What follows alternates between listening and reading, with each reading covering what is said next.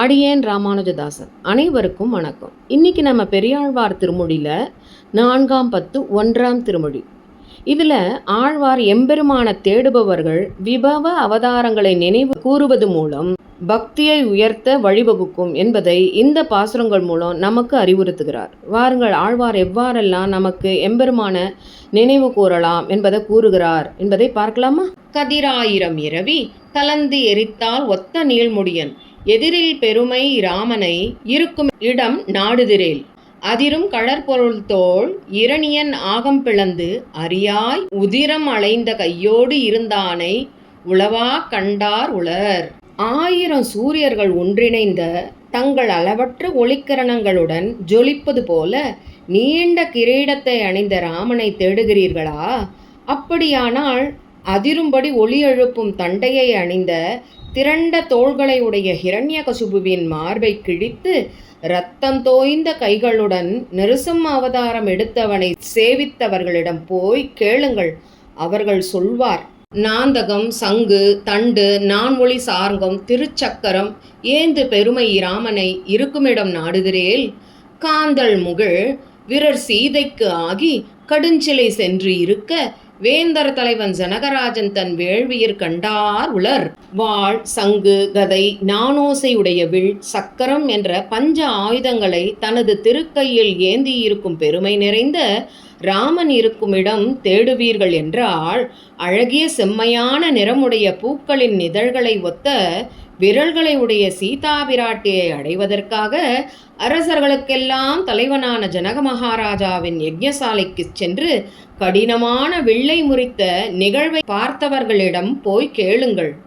கொலையானை கொம்பு பறித்து கூடலர் சேனை பொறுத்து அழிய சிலையால் மராமரமெய்த தேவனை சிக்கன நாடுதிரேல் தலையால் குரங்கினம் தாங்கிச் சென்று தடவரை கொண்டு அடைப்ப அலையார் கடற்கரை வீற்றிருந்தானே அங்குத்தத்தை கண்டார் உளர்.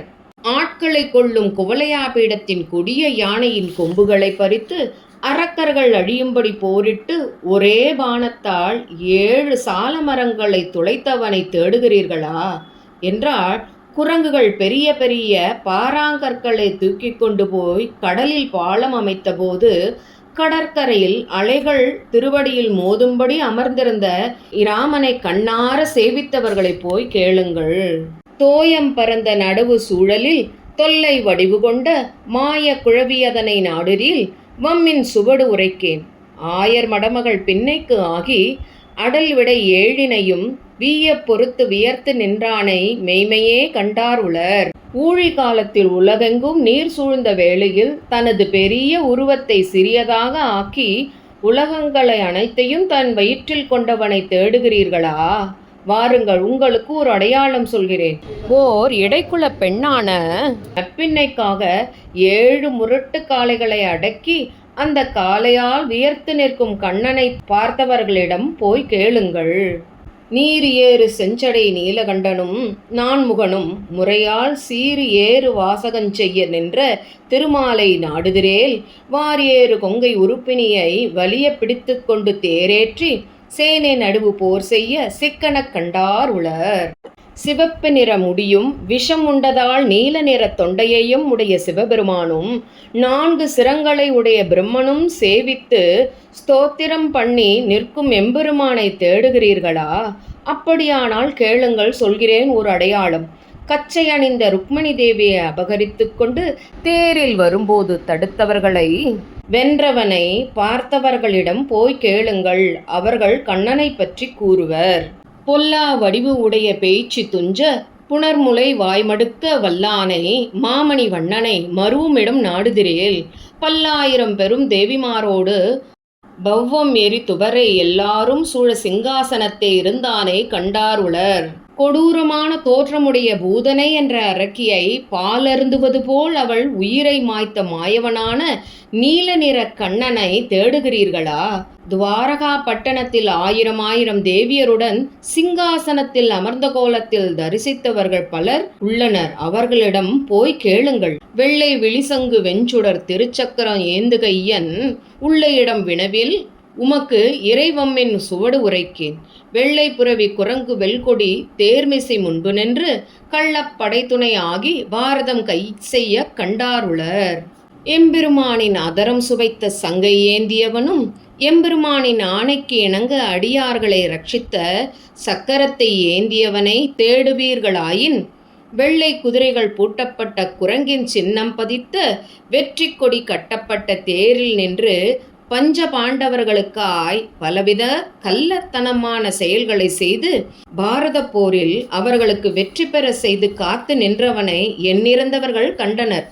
அவர்களிடம் போய் கேளுங்கள். நாழிகை கூறு இட்டு காத்து நின்ற அரசர்கள் தம் முகப்பே நாழிகை போக படை பொறுத்தவன் தேவகி தன் சிறுவன் ஆழிகொண்டு அன்று இரவி மறைப்ப சயத்தரதன் தலையை பாடியில் உருள படை பொறுத்தவன் பக்கமே கண்டாருளர்.